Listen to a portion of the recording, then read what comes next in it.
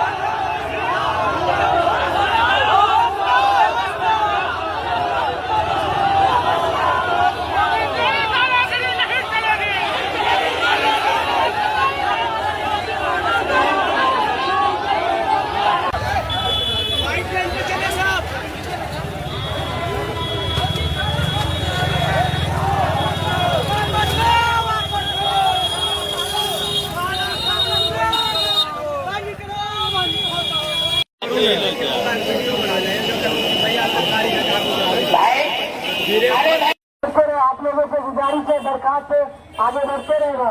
आप इस ताजीम से इस्तेमाल करते मधेपुरा कंपनी को आप लोग जो है सिलसिला की धूप में इस गर्मी में अलग संख्या से अलग अलग इतना प्यारा प्यारा डायलॉग बोल रहे थे कि वक्फीद का जो जमीन है ये हिंदुस्तान किसी के बाप का थोड़ी है।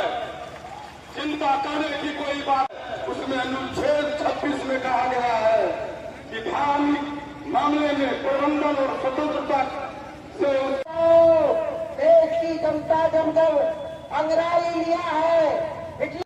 जबकि महाकृति राज में आंध्र प्रदेश जबकि महाकृति राज में आंध्र प्रदेश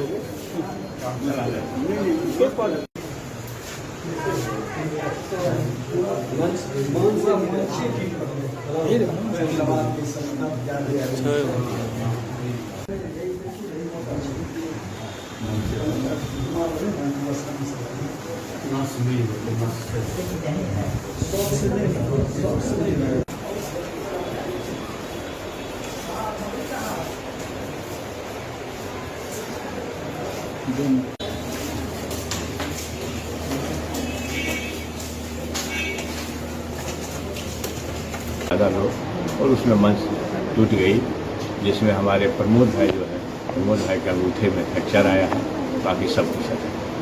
लगभग कितने आदमी घायल हुए होंगे? घायल छोटा मोटा घायल तो हमको लगता है 3-4 आदमी हुए हैं। किसी का पाँव छिलाया है, किसी का पैजामा फटा है, लेकिन ये जो गहराई से चोट लगी है अंगूठे का फ्रैक्चर, प्रमोद है जो राष्ट्रीय सचिव हैं CPI पार्टी के, भारत स्तर का संगठन में काम करते हैं। मंच टूटने का क्या कारण है? ज़्यादा लोग बैठ गए, ज़्यादा लोग बैठ गए, उनको दूसरा कारण तो नहीं। और हमको लगता है मंच भी अप टू मार्क नहीं था, अप टू मार्क मंच होना चाहिए था, सो नहीं था, तो मंच के हिसाब से ज़्यादा लोग बैठे। मधेपुरा शहर में वक्फ संशोधन बिल 2025 के खिलाफ एक विशाल प्रदर्शन का आयोजन था। प्रदर्शन झिटकिया के मैदान से निकलकर यूनिवर्सिटी होते हुए, कॉलेज चौक होते हुए कला भवन परिसर मैदान पहुंचा। काफ़ी बड़ी संख्या में लोग थे और भाषण का दौर शुरू हुआ, संबोधन का दौर शुरू हुआ। और उसी क्रम में जब मैं भाषण कर रहा था तो मंच टूट गया और मंच के टूटने से मेरा पैर मंच के नीचे फंस गया, जिसके चलते हमारा अंगूठा, बाएं पैर का अंगूठा पूरी तरह से फ्रैक्चर हो गया।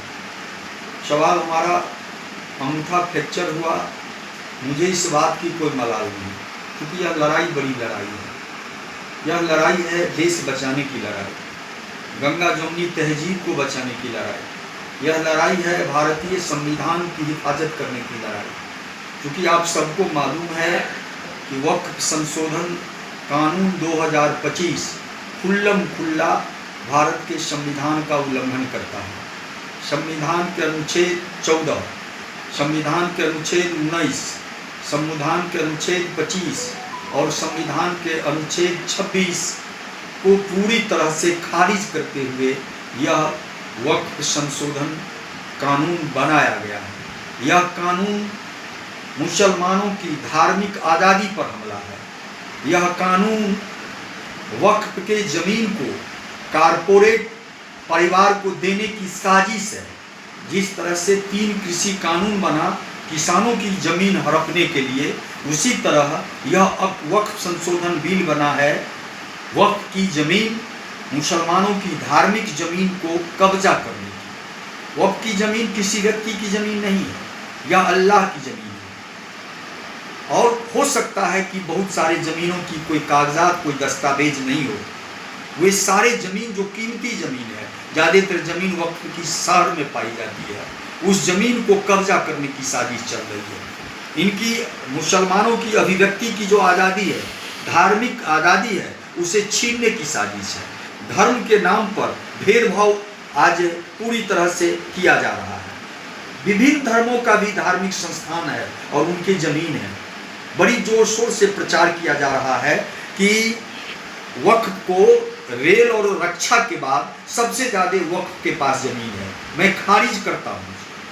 सच्चर कमेटी ने कहा है कि लगभग 5,72,000 एकड़ जमीन वक्फ के पास है पूरे देश में। ये मैं नहीं कह रहा हूँ, सच्चर कमेटी कह रहा है। और दूसरी तरफ आंध्र प्रदेश, तेलंगाना और तमिलनाडु में 10 लाख एकड़ से ज़्यादा हिंदू धर्म के पास, हिंदू धर्म संस्थान के पास जमीन है।